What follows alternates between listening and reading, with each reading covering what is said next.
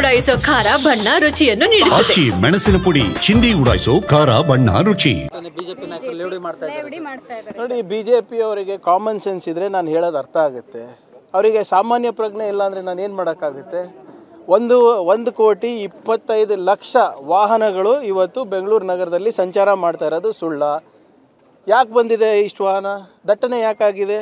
ಯಾಕಂದರೆ ಇವತ್ತು ದೇಶಾದ್ಯಂತ ರಾಷ್ಟ್ರಾದ್ಯಂತ ಜನರು ಉದ್ಯೋಗವನ್ನು ಹುಡ್ಕೊಂಡು ಕರ್ನಾಟಕಕ್ಕೆ ಬರ್ತಾ ಇದ್ದಾರೆ, ಬೆಂಗಳೂರಿಗೆ ಬರ್ತಾ ಇದ್ದಾರೆ. 86 ಕಿಲೋಮೀಟ್ರ್ ಇವತ್ತು ಮೆಟ್ರೋನ ವಿಸ್ತರಣೆ ಮಾಡ್ತಾ ಇದ್ದೀವಿ. 136 ಕಿಲೋಮೀಟ್ರ್ ಏನೋ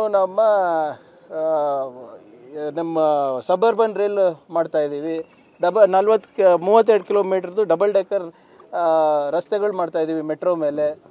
40 kilometre north south east west corridor ಮಾಡ್ತಾ ಇದ್ದೀವಿ ಟನಲ್ನಲ್ಲಿ. ಯಾಕೆ ಮಾಡ್ತಾ ಇರೋದು? ದಟ್ಟಣೆ ಅನ್ನ ಕಮ್ಮಿ ಮಾಡೋಕ್ಕಲ್ವಾ? ಪ್ರಗತಿಯ ಸಂಕೇತ ಜೊತೆ ಕೆಲವು ಸಮಸ್ಯೆಗಳು ಉದ್ಭವ ಆಗುತ್ತೆ. ಅದು ವಸತಿದಿರ್ಬೋದು, ಸಾರಿಗೆದಿರ್ಬೋದು, ದಟ್ಟಣೆದಿರ್ಬೋದು, ಪಾಪ್ಯುಲೇಷನ್ ಇರ್ಬೋದು. ಇವೆಲ್ಲನೂ ಸಮಸ್ಯೆ. ಇದು ಪ್ರಗತಿ ಜೊತೆ ಇವೆಲ್ಲ ಸಮಸ್ಯೆ ಇರ್ತವೆ. ಈ ಸಮಸ್ಯೆಯನ್ನು ನಾವು ಆಲಿಸ್ಬಿಟ್ಟು ಅದಕ್ಕೆ ಪರಿಹಾರ ಕೊಡಬೇಕು. ಈಗ ಸಮಸ್ಯೆಯನ್ನು ಐಡೆಂಟಿಫೈ ಮಾಡೋದು ತಪ್ಪು, ಸಮಸ್ಯೆ ಇದೆ ಅಂತ ಹೇಳೋದು ತಪ್ಪು, ಅದಕ್ಕೆ ಪರಿಹಾರ ಕೊಡೋದು ತಪ್ಪು ಅಂತ BJP ಅವ್ರು ಗ್ರಹಿಸ್ತಾ ಇದ್ದರೆ ಅದು ಅವ್ರ ವಿವೇಚನೆಗೆ ಬಿಡ್ತೀನಿ ನಾನು ಅಷ್ಟೇ. ನಾನು ಹೇಳ್ದಂಗೆ ಅವರಿಗೆ ಸಾಮಾನ್ಯ ಪ್ರಜ್ಞೆ ಅನ್ನೋದು ಕಳ್ಕೊಂಡಿದ್ದಾರೆ. Is not traffic a problem in Bangalore? ಆಮೇಲೆ ಇದಕ್ಕೆ ಕಾರಣ ಏನು? ಬಂಡವಾಳ ಬರ್ತಾ ಇದೆ. We are number 2 in foreign direct investments. We are number 2 in job creation. We are the 4th largest technology cluster. 4.5 ಲಕ್ಷ ಕೋಟಿ ಇವತ್ತು ಬರೀ IT ಸರ್ವಿಸಸ್ ಎಕ್ಸ್ಪೋರ್ಟ್ ಆಗ್ತಾ ಇದೆ ಬೆಂಗಳೂರಿಂದ. ಏನಾದರೂ ಅವರಿಗೆ ಅಂಕಿಅಂಶ ಗೊತ್ತಿದೆಯಾ? ಸುಮ್ಮನೆ ರಾಜಕೀಯ ಮಾಡಲಿಕ್ಕೆ ಇವ್ರು ಮಾಡ್ತಾರೆ. 2 ವರ್ಷದಿಂದ ಇವರೇ ಇದ್ರಲ್ಲಪ್ಪ, ಏನು ಮಾಡಿದ್ರು? ಏನು ಸಾಧನೆ ಮಾಡಿದ್ರು? ಇದು ಸಮಸ್ಯೆ ಇದೆ ಅಂತ ಒಪ್ಕೊಳಕ್ಕೂ ತಯಾರಿಲ್ಲ ಅಲ್ಲ ಇವರು.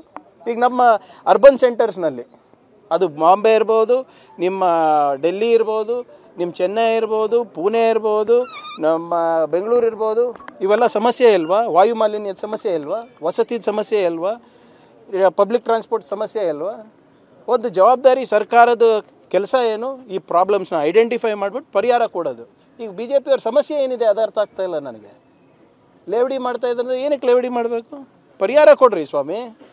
ಕೇಂದ್ರ ಸರ್ಕಾರದಿಂದ ನಮ್ಗೆ ₹1 ಬರ್ತಾ ಇಲ್ಲ. ನಾವು ಇಷ್ಟೆಲ್ಲ ಲಕ್ಷಾಂತರ ಕೋಟಿ ರೂಪಾಯಿ ಕಳಿಸ್ತಾ ಇದ್ದೀವಿ. GSTನಲ್ಲಿ ಕಳಿಸ್ತಾ ಇದ್ರಿ, IT ನಲ್ಲಿ ಕಳಿಸ್ತಾ ಇದ್ದೀವಿ. ನಿಮಗೆ ಅಷ್ಟು ಏನಾದರೂ ಬೆಂಗಳೂರು ಬಗ್ಗೆ, ಕರ್ನಾಟಕದ ಬಗ್ಗೆ, ಕನ್ನಡಿಗರ ಬಗ್ಗೆ ಕಾಳಜಿ ಇದ್ದರೆ ಹೋಗಿ ಒಂದು ₹10 ತೊಗೊಂಡು ಬರೋ ಯೋಗ್ಯತೆ ಇದ್ದರೆ ತೊಗೊಂಡು ಬನ್ನಿ.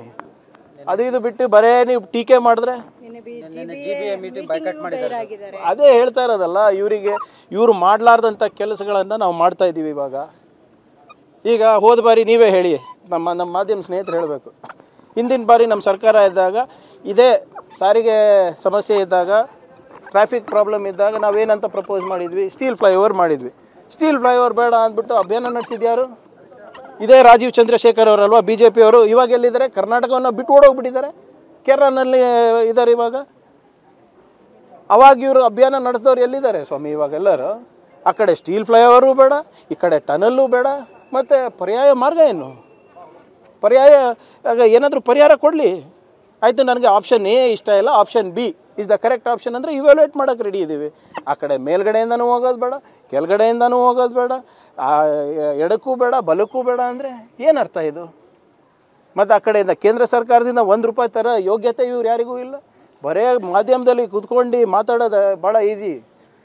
ಕೊಟ್ಟಾಗ ಏನು ಮಾಡಿದ್ರು? ಬರೀ ಲೂಟಿ ಮಾಡಿದ್ರು. ಈಗ ನಮಗೆ ಬಂದು ಪಾಠ ಹೇಳ್ತಾರಾ?